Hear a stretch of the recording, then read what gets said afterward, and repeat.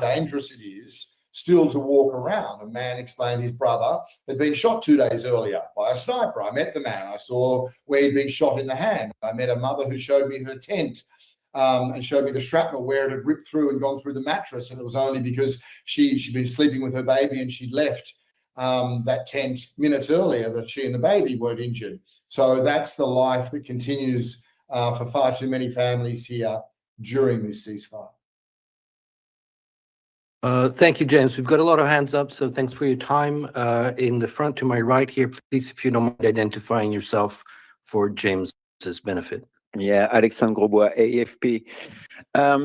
Israel suspended dozens, I think it's 37 foreign humanitarian organizations from accessing Gaza. Can you tell us what impact does it have on the humanitarian situation and the conditions of living there? Yeah, those bans will obviously come into effect in the coming month. But look, blocking international NGOs, blocking any humanitarian aid, much less those critical colleagues, that means blocking life-saving assistance. You know, I walk through Nasser Hospital. I've seen many times the impact of, say, an MSF there. So it means blocking humanitarian assistance. It means less assistance. It means less support on the ground. As you know, international humanitarian law is unequivocal. Aid must reach those people. So it's an obstruction at a time when we have so much to do. It's impossible to overstate just how much still is required to be done here. I mean, UNICEF, we can speak to. We've been able to get 70% of our pre-positioned and pipeline supplies have entered during the ceasefire. Okay, that's extraordinary. I'm talking thousands of trucks just for UNICEF. So we've massively increased the aid, but you need partners on the ground, and it still doesn't meet the need. And I think that tells you everything about what people here have been made to live through without food, water, medicines, without dignity. So if I can.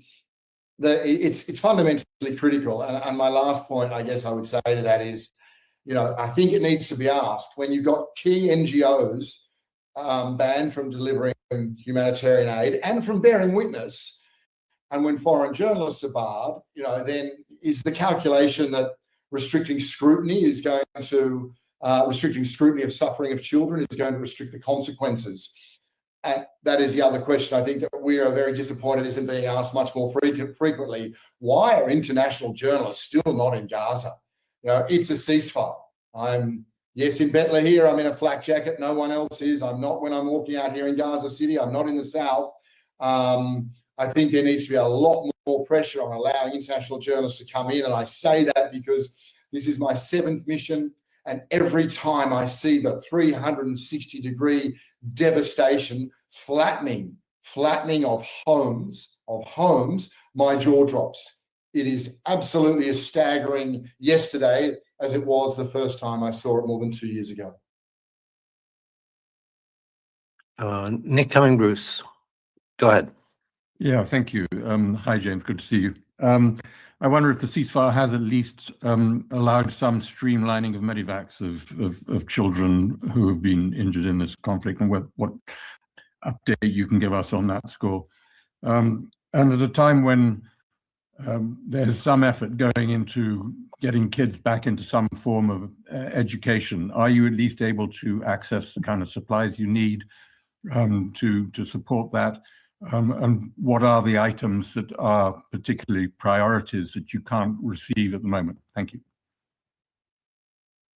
Thanks, Nick. To the first point, medical evacuations, that was very much our hope as well. That has not been the case. No, is the short answer. It's still more than 4,000 people. And I think around half that, around 2,000 children still require medical evacuation. So if we go back to the boy I spoke to, Abid al-Rahman, who I met a few days ago, he will lose the sight in that eye and the other eye is at risk if he doesn't get medical evacuation. He's been on that list for some time now. Same with a little girl I saw in Shifa Hospital. Absolutely the same deal. going the other way, not just medical evacuations going out. So the answer is no noticeable improvement, both on getting children out and approvals and on receiving countries, host countries, European countries, taking those children. A doctor explaining some of the most basic medical equipment that they needed for newborns at Shifa that had been banned, and how some of the supplies only come in when goodwill people will sneak in a catheter or something for a newborn. On the good side, UNICEF has set up an ICU for pediatrics in Shifa. That's the first time Shifa's ever had that in its history, a pediatric ward. Education, Nick, good and bad news. Good. It's impossible to put in it to say what is the priority here. As I said earlier, water and sanitation serves every single sector.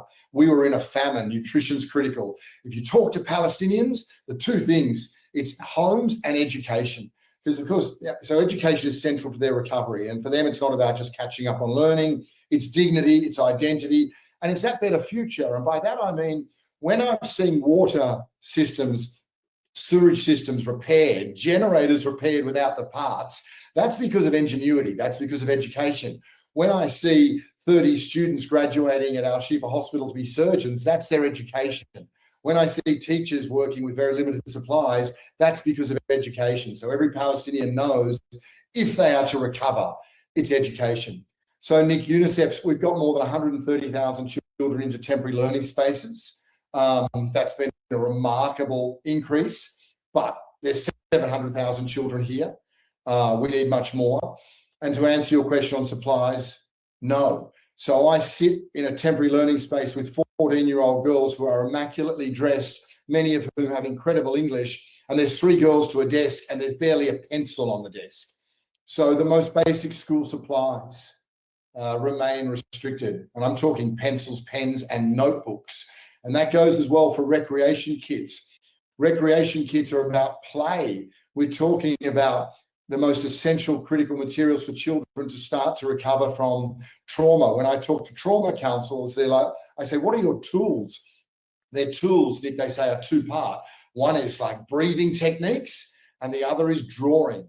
But they don't have paper, they don't have crayons. I see children having had a piece of paper where they've written on both sides and now they're writing on a side again.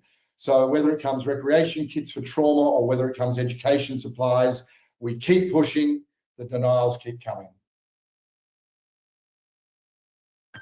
Thank you, James. I apologize for the noises. You know, there's a little bit of a construction. If it gets to be too much, perhaps we can, ask them to stop temporarily and perhaps also raise the volume a little bit in the room. Let's go to John Zarkostis. Good morning, James, and Happy New Year.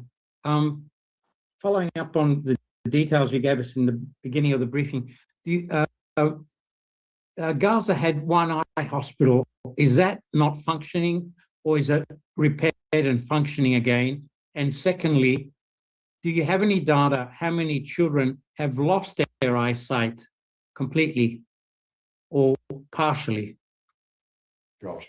Hello, John. Very good questions. I don't know on the eye hospital, but we have a brilliant health colleague not far from me. I will find out and come straight back to you after this briefing.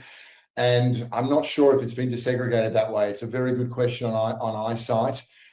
Certainly the 2 wounded children I saw in the last couple of days, both children, it links to Nick's question, both children would recover with surgery that they need, but the surgery cannot be done here. So again, we are still at a point where some basic medical supplies are blocked. And to link back to your point on eyesight, that includes, also things for hearing aids, and that includes, things like wheelchairs. So there is a long, long way to go, but I'll come back certainly on the eye hospital and do my best, John, on numbers around eyesight, just as we tried so long on things like amputations and injuries in general that will permanently incapacitate a child.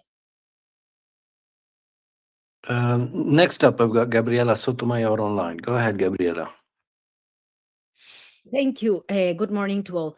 Thank you, James. I don't know how to ask this question, but I will try. You mentioned that drones and everything are targeting children. So my question is there like do you see a level of interest in kind of a ethnic cleansing? I mean, because children, if you kill children, they don't grow old, and they are not more, Palestinians there. So what is your comment on that? Gabriella, hi. Look, UNICEF is very clear on this. It's impossible for us to try and understand the intent, but it's very difficult at the moment for Palestinians to continue to restart their lives, right? All the sectors that the devastation to homes is unprecedented. 85 to 90% of schools damaged or destroyed. And I mentioned earlier why education here is so critical if there is to be a recovery. And we can't get in notebooks and pencils. And of course, the 100 children now is remarkable, of course, because it's another 100 families grieving during a ceasefire for children killed. But of course, it's only added on top of 20,000, the reports of 20,000 girls or boys. So there are a whole range of factors, the devastation of agriculture, the devastation of a healthcare system,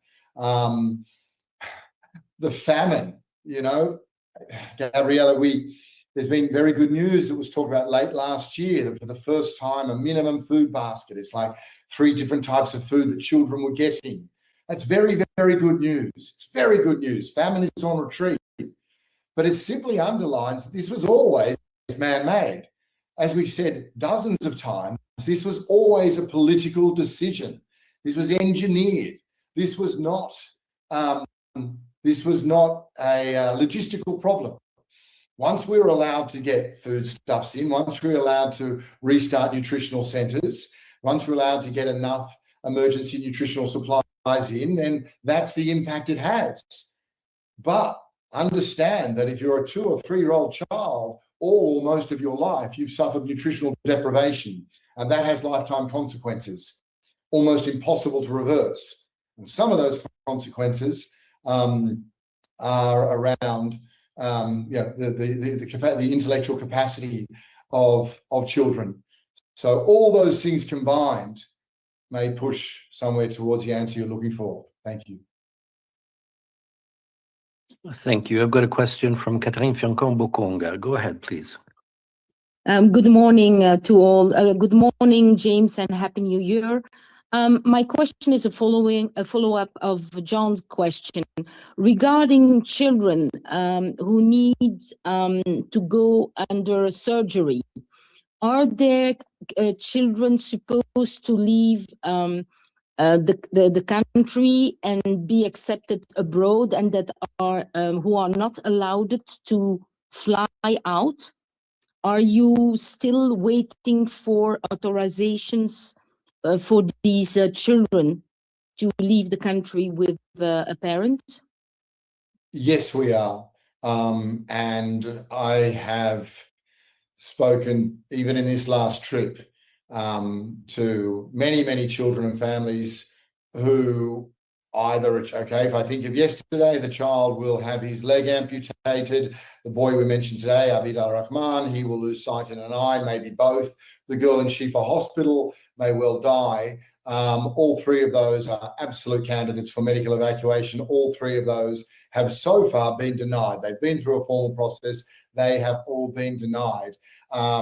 We're probably still around 2,000 children who require medical evacuation. So we've not seen anything near like the improvement we need, both in terms of getting them out, utilising the West Bank corridor. If you need more on that, I think Ricardo can speak to it. So it's both about medical evacuations have ebbed and flowed. For a time, in the first stages of the war, many children went through Rafah. As soon as Rafah closed, we saw a 90% reduction. So the remarkable luck of a child surviving an airstrike and the horrors that brings of shrapnel and fire in their home, only then to die from their wounds over weeks because they were banned from leaving.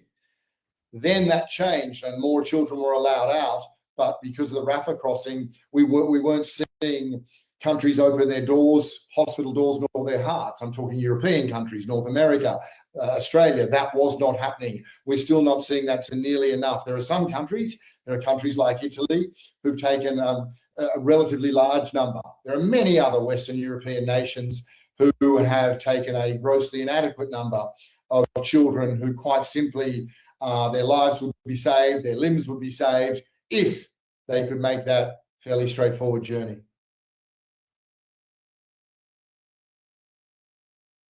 Yeah, just to add to that, when I was last in Gaza, that is what really stayed with me, the amount of parents outside health clinics or temporary shelters waving papers showing that they've done everything they could to try and get their children evacuated from Gaza, and yet things were not moving. And obviously when you have such life-threatening injuries, as James mentioned, on kids across the strip, and at that time there wasn't a ceasefire, every day counts, and it was just not moving fast enough. And it's beyond just an issue of opening crossings like Rafah, as James mentioned, but also political will from UN member states and countries to absorb that demand and support Palestinian children who are fighting for their lives and yet cannot get the medical attention they so desperately need. Thank you very much, both. Catherine, I see your hand is still up. I don't know if you have a follow-up. Yes, thank you, Michele, for giving me the floor back. It's regarding the figure about children waiting for leaving the country or would need to leave the country. James, you spoke about 2,000. You mentioned 2,000 children. Does it mean that 2,000 children should leave the country? Or how many out of them have their has the exit been denied, refused? Could you clarify these figures? Thank you. Yeah, thank you. Look, so medical evacuations is a WHO mandate, and they have been, to be quite frank, tireless and brilliant on that. I've seen what they've done, both in terms of going through the crossfire, but also in terms of the bureaucracy. So I do want to defer to them, but I know it's more than 4,000 people have been approved in that process for medical evacuation. Then whether they are approved to actually leave by the authorities is a different matter. Of that 4,000, and I was trying to find this number, I believe it's around half. That means 2,000 children have satisfied the criteria for medical evacuation. Now, some of those will have the diseases that we see children suffer and get treated with quite easily in other countries, right? But the vast majority are wounds where if they go and get treated, as I say, they lose an eye, they have an amputation, and or they just continue to live in immense pain. But it is around 2,000 who've satisfied the criteria and are now waiting for the approval by the authorities to get out of Gaza and to have a third country to go to. Thank you very much, James. I'm looking to see if there are any further questions on this. We appreciate your time. We appreciate the stress and strain of your 7th mission in Gaza. I've got Christian, perhaps he wants to come in on this topic since you mentioned WHO. Christian, go ahead. Yeah, thank you very much, James. And Jen, thanks for this update. Just a few words on the evacuation process as it just came up now. And let me remind everybody, we also have a press conference with the DG today at 1:30 this afternoon. But on the topic, one thing, before the conflict, before the war, we had 50 to 100 patients evacuated from the Gaza Strip on a daily basis. Let that sink in. Now the procedure is extremely complicated. It's from starting with a medical doctor needs to refer and needs to certify the need for an evacuation. Then people need to send that recommendation to a referral committee. Finally, this referral committee approves the person and that patient list goes to WHO. This list gets submitted. That's then when people have a referral in hand, but that's the beginning of the process, unfortunately. It goes further. It needs security clearance at the very end from the Israeli authorities. It needs a country to pick up and accept medevac people and patients and their companions. And these last two steps are very often where, despite the referral papers in hand, despite the system in Gaza ready to go and ready to evacuate, we still cannot evacuate patients, and they either do not get accepted outside or cannot leave because of the companions, for security clearance, what have you. So the process is extremely tiring and unfortunately deadly long. It's a lethal process nearly for some. We can't speed it up at this point. Thank you for coming in on that, Christian. I don't know whether you want to say a little bit more now briefly about the press conference that you mentioned, or whether you'll come back later. If I'm on, thank you very much. I can do that right away. Yes, that's the only thing to say. We have at 1:30 today, so that's already in 2.5 hours. DG press conference. You have all seen the invitation, and it's also on, especially on health taxes. Today, there are 2 reports. You can have the reports beforehand. Many of you have already asked for it. If you haven't done so, please check with media inquiries for the reports that will be discussed today, amongst many other topics. Thank you. Thank you, Christian. Thank you very much to James Elder in Gaza. Thank you to Ricardo here in Geneva. And we're now going to move on to Jeremy Lawrence from the human rights side. And you've got 2 items for us, right? Thanks, Michele, and good morning, everyone. As you will have seen, the High Commissioner has just issued a statement, or is issuing a statement imminently on Iran. We are horrified by the mounting violence directed by security forces at protesters across Iran, as reports indicate hundreds have been killed and thousands arrested. The killing of peaceful demonstrators must stop. The labelling of protesters as terrorists to justify violence against them is unacceptable. We urge the Iranian authorities to halt immediately all forms of violence and repression against peaceful protesters and to restore full access to the internet and telecommunications services. As we saw most recently in 2022, broad sections of the Iranian population have taken to the streets, demanding fundamental changes in the governance of their country. And once again, the authorities' reaction is to inflict brutal force to repress legitimate demands for change.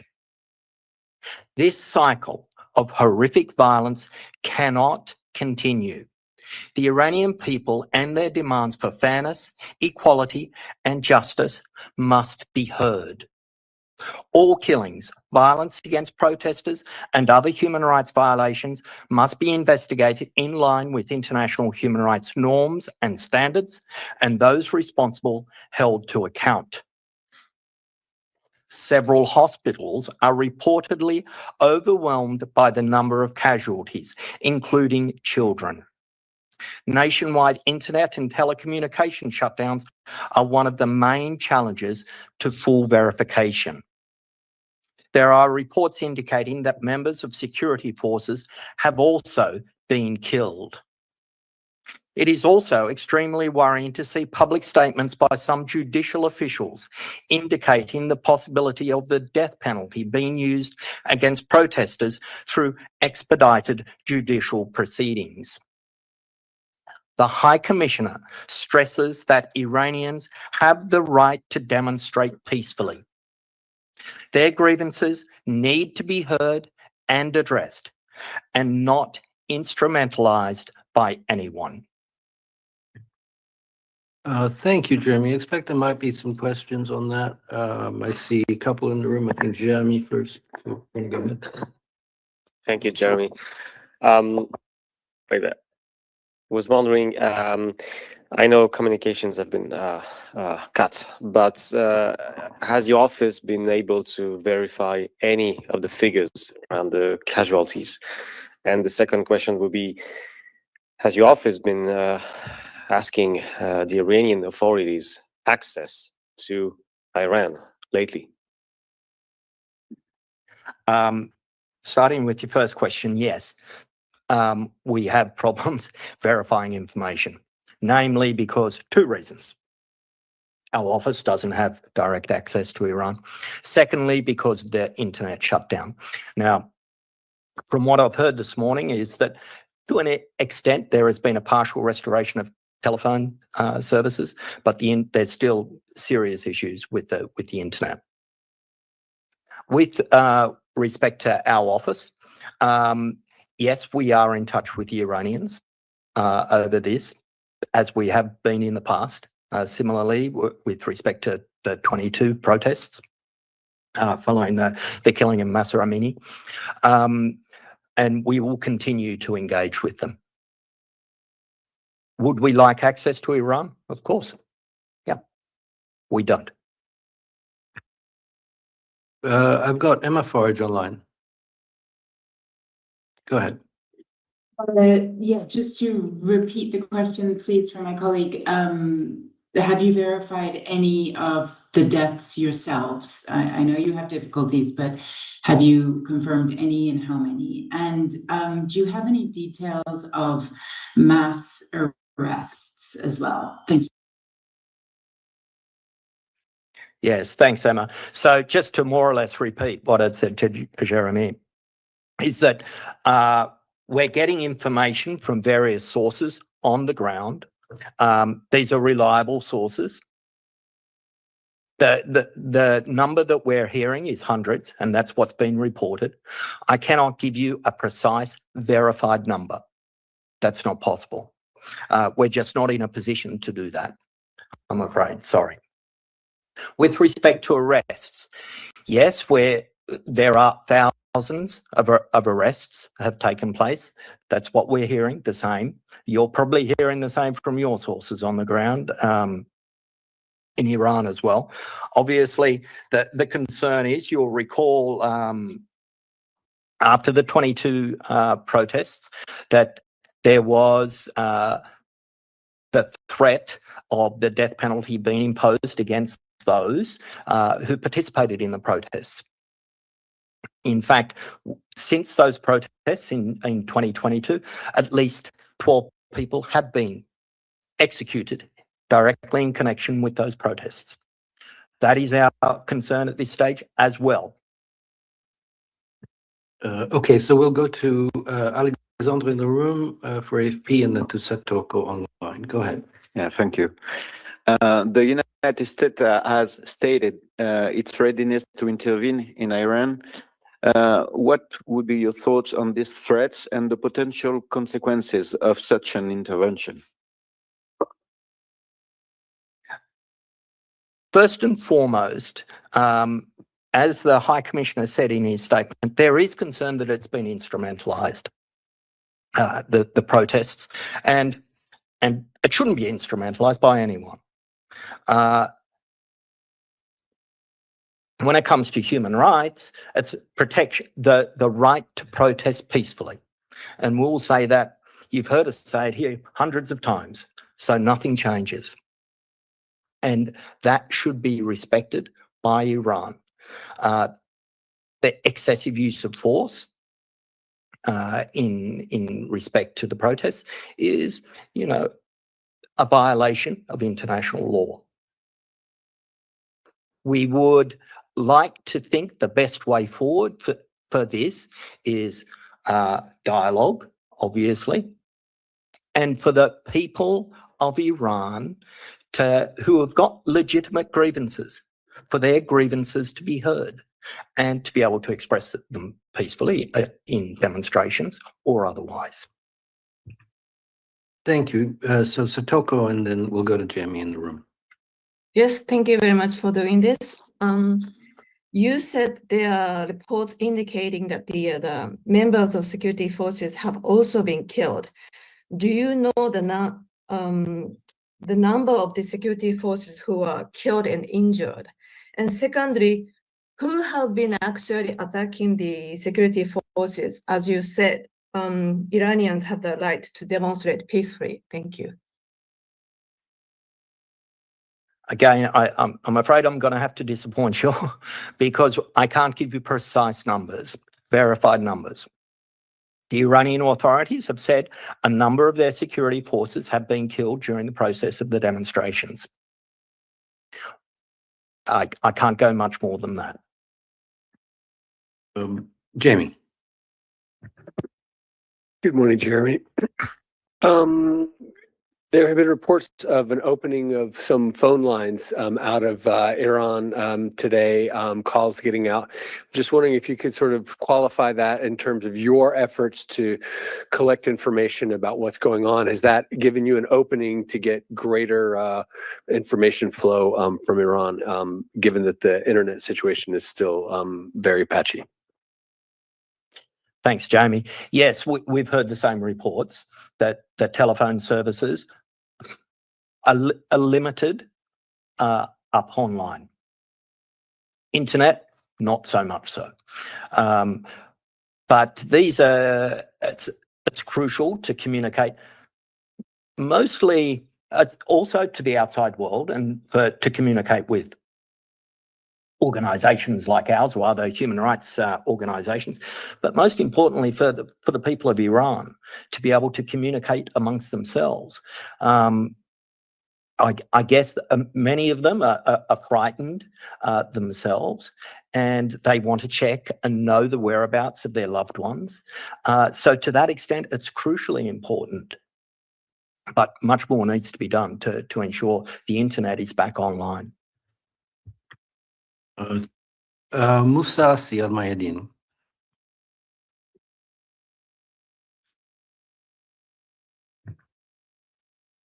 Moussa, on vous entend pas. Oui, bonjour, mais c'est pas sur l'Iran.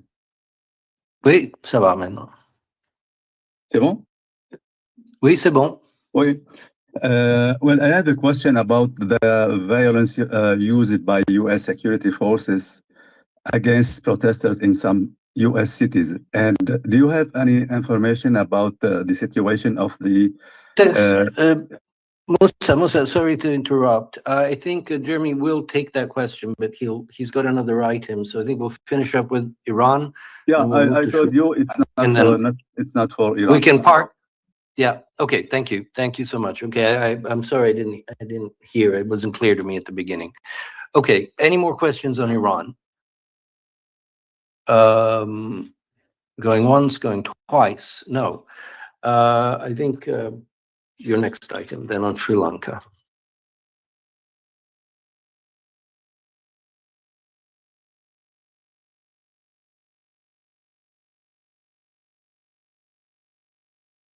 Thanks for your patience.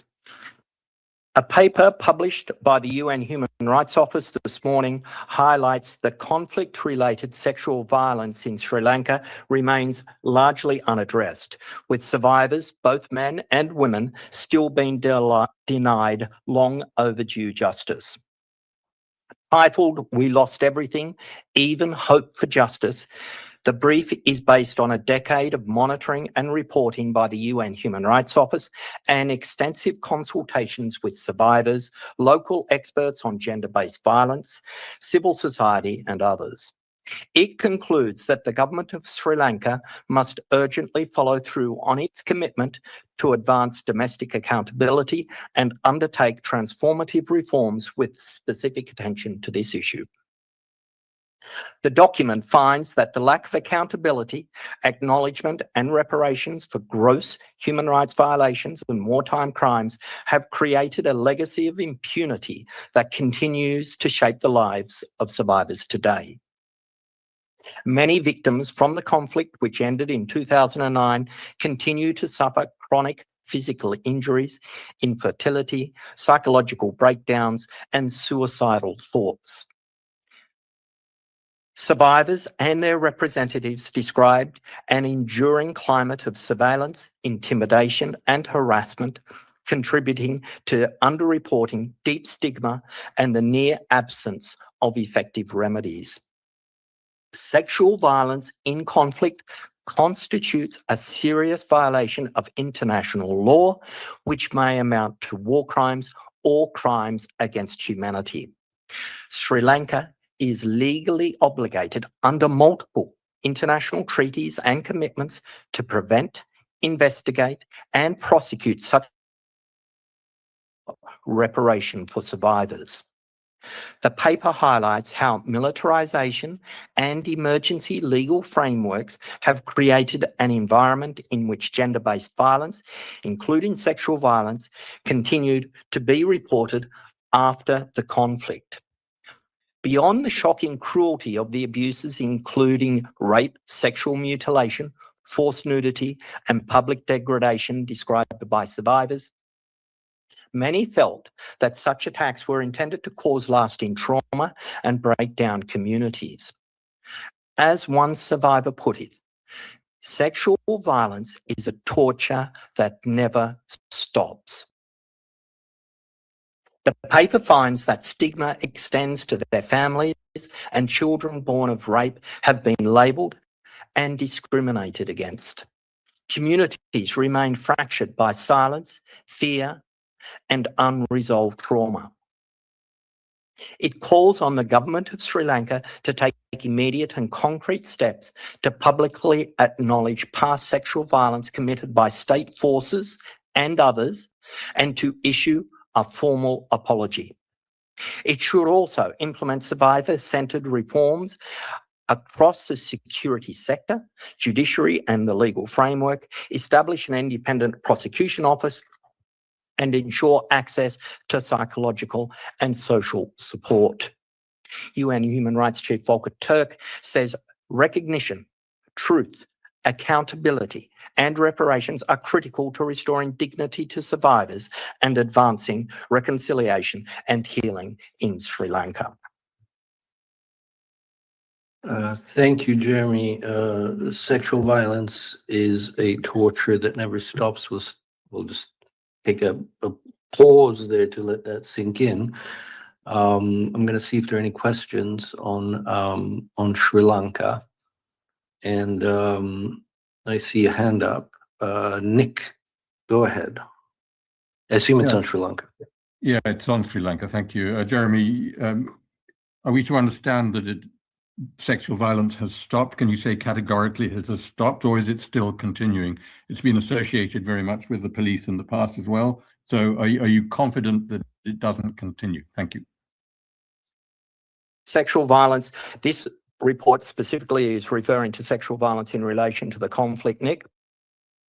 So sexual violence we have documented in the past, and in fact the High Commissioner referred to this during his visit to Sri Lanka last year. Sexual violence is still a concern in Sri Lanka, yes. Thank you. I'm looking to see if there are any more questions on Sri Lanka. If not, Musa, perhaps you'd like to repeat your question and then and see if for Jeremy, I assume. Go ahead.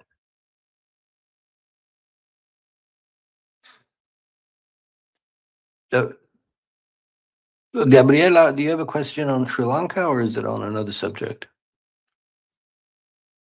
I think it's on another subject. Okay, so let's go to Musa and then we'll come to you. Go ahead, Musa. Merci. Well, my question about the violence used by U.S. security forces against protesters in some U.S. city like Minneapolis. Do you have any information about the number of detainees or injured? And do you have any information about the situation of the Venezuelan president who was kidnapped by the United States? Thank you. Thanks, Musa. I'll work my way backwards if you don't mind. On the second question, I don't have anything further to add apart from what we said in the past. With respect to your first question and the violence, and I guess you're referring more specifically to Minneapolis. Under international human rights law, the international use of lethal force is only permissible as a measure of last resort against an individual representing an imminent threat to life. We take note of the FBI investigation and insist on the need for prompt, independent and transparent investigation into the killing of Ms. Good. We urge all authorities to take measures to de-escalate tensions and refrain from incitement to violence. Thanks. I think Jamie wanted to come in on that. Go ahead. Thank you, Jeremy. Thank you, Musa, for the question. Following up on that, you say that the use of lethal force is only permissible as a measure of last resort against an individual representing an imminent threat to life. What is the assessment of the UN Human Rights Office about whether there was an imminent threat to life or not in this case? Jamie, that wouldn't be really for us to make a judgment call on. What we have said quite categorically is there needs to be an independent and prompt investigation into this. Thank you. I think Gabriela next. Go ahead. Yes, thank you very much, Michele. Hi, Jeremy, my question is on Venezuela.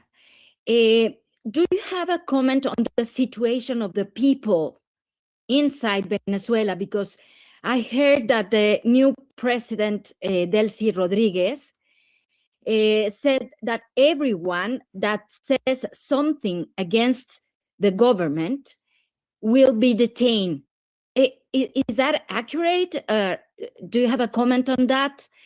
And also, what about Edmundo Gonzalez, who was elected president in the elections of 2024? I mean, he is the president of the country. Why Delcy Rodriguez is there? I mean, that's my questions. Those are my questions, if you have comments. Thank you so much. Thanks, Gabriela. The second question, I would actually point you probably to New York. I think that's more of a political question that they can take. With respect to your first question, I guess the answer is simply that the people of Venezuela should be entitled to live in peace and go about their lives with all due respect for their human rights. Obviously, there has been the people of Venezuela have struggled over years, and we would like to think that there is progress in helping them transform their lives from and to avoid the misery that they've experienced for so long.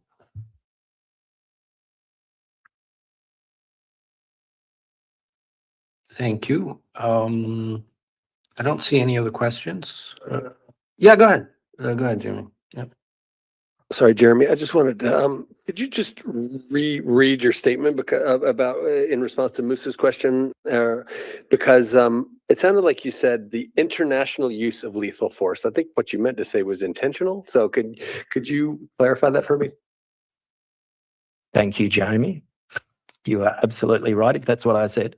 So under international human rights law, the intentional use of lethal force is only permissible as a measure of last resort against an individual representing an imminent threat to life. Thanks for that, Jamie. Gabrielle, I don't know is that an old hand or a new hand? Do you have a follow-up? Yes, I have a follow-up. Go ahead. Yeah, maybe this is for OCHA, but I heard reports that in Venezuela are 8 million of people in need of humanitarian assistance. And the government doesn't allow any humanitarian organization to come in, not the media, international media, to come in. So if OCHA has something to say about this issue. Thank you so much. Thank you, Jens. Go ahead. Thank you. Gabriela. Yes, 8 million is what we have in our response plan of people who are in need of humanitarian support. At the moment, there are humanitarian organizations already in Venezuela, and they are responding as I speak. And we actually have fairly good access across the country to do as we have done in the past, and that we hope to continue in the course of this year. I think, as I mentioned last time, these are very, of course, dramatic political developments, but the everyday living situation, humanitarian situation for these 8 million people haven't changed that dramatically. So it's very important that we can stay and continue to deliver. Thank you, Jens. Before we let Jeremy go, perhaps we'll have him, he has an announcement to make about Sudan. So let's have him do that, and then we'll go to Ukraine. Yes, thank you. You will have seen yesterday we issued an advisory. This is before the High Commissioner heads to Sudan. He departs tomorrow. He will be in Sudan from until the 18th of January. During the visit, he is scheduled to meet with authorities in Port Sudan, as well as civil society representatives and the UN country team. He will also visit the northern state, including Al Afad gathering site, and engage with people displaced by the conflict in Darfur and Kordofan. And he will also meet with humanitarian partners. Thank you. Thank you, Jeremy. And over to Jens for the launch of the 2026 UN Coordinated Humanitarian Response Plan in Ukraine, which I believe is going on right now. Yes, thank you very much, Michele, and good morning, everyone. As we are right now, this morning, working to confirm the reports that we are receiving about another round of deadly Russian strikes overnight that reportedly has hit Kiev, Kharkiv, and Odessa, and possibly other locations. We are right now launching in Kiev the United Nations Coordinated Humanitarian Response Plan for 2026, and we're doing this, of course, in collaboration with the government. It's a plan that complements the government's own support and with our many humanitarian partners in Ukraine. And indeed, it is live streamed right now, and I can see it is ongoing. So the electricity cuts that we hear from these overnight attacks in Kiev has apparently not yet, at least, hit the launch. So you can follow that on UN Web TV.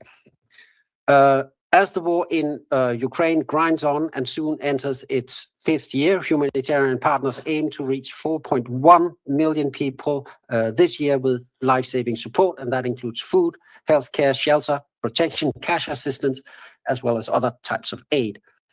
Overall, an estimated 10.8 million people across Ukraine will require humanitarian assistance this year, including internally displaced people, of whom there are 3.7 million, and others affected by the war.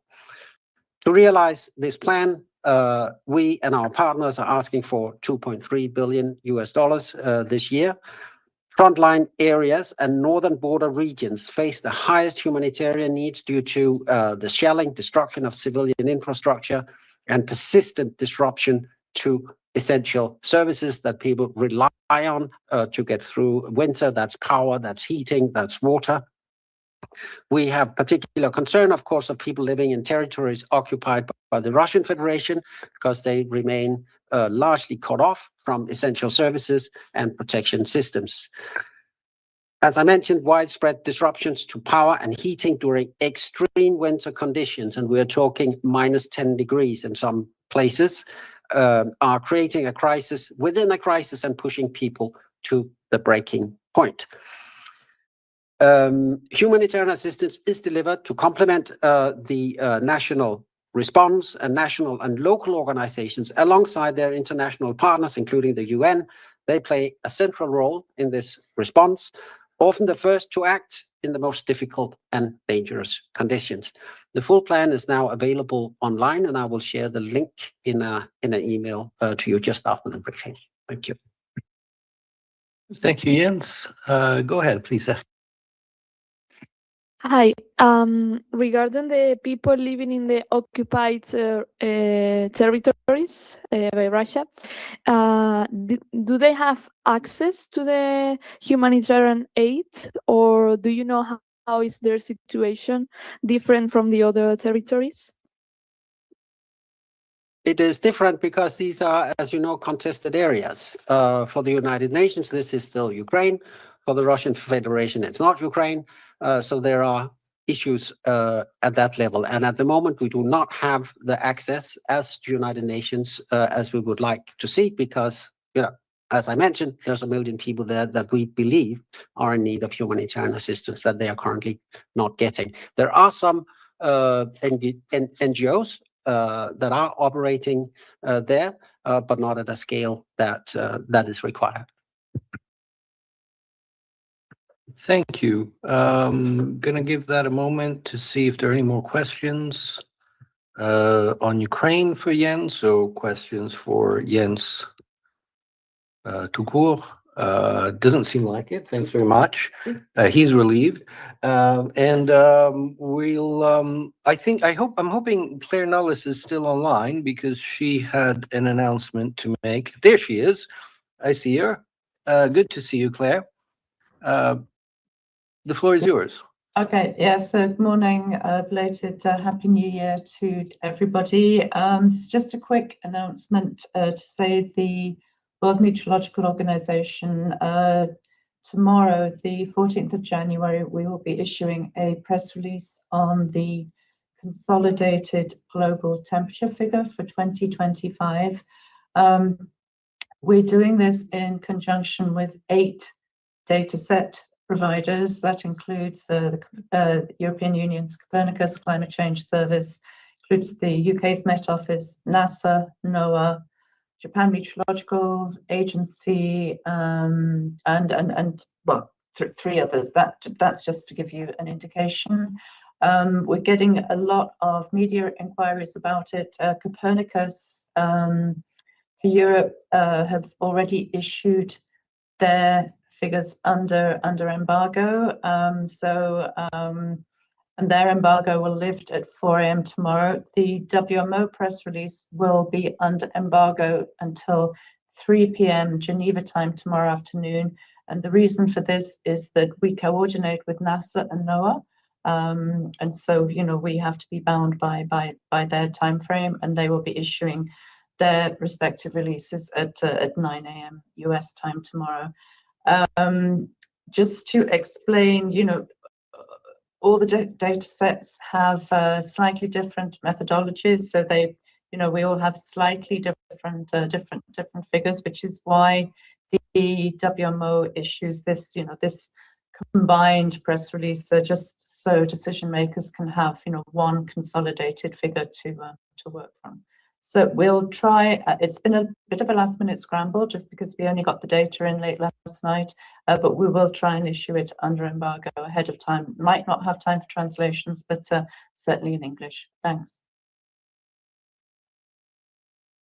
Thank you very much, Claire.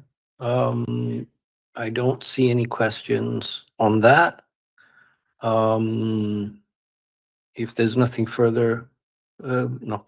If there's nothing further, well, I've got just some announcements regarding, as you know, probably those of you who follow the treaty bodies of the human rights pillar, the Committee on the Rights of the Child resumed this week.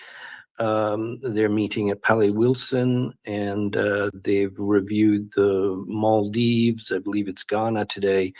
The review of Uganda has been cancelled. Other countries are under review are Pakistan, Ethiopia, Colombia, Spain, Malaysia, and Malaysia. I think if there are no further questions, I know some of you are covering the WHO DG's press conference this afternoon at 1:30, and so we'll wrap it up there.